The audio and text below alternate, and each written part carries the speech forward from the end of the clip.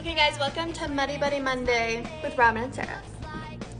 So first we start with 8 cups of rice chips. 1.5 cups chocolate chips.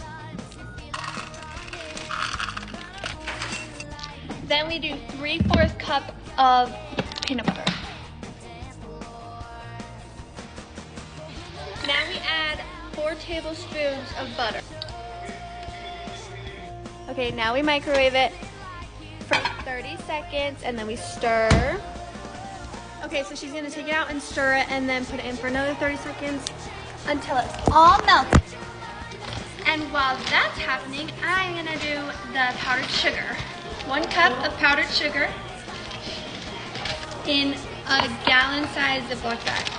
And then do that for 2 bags, like that.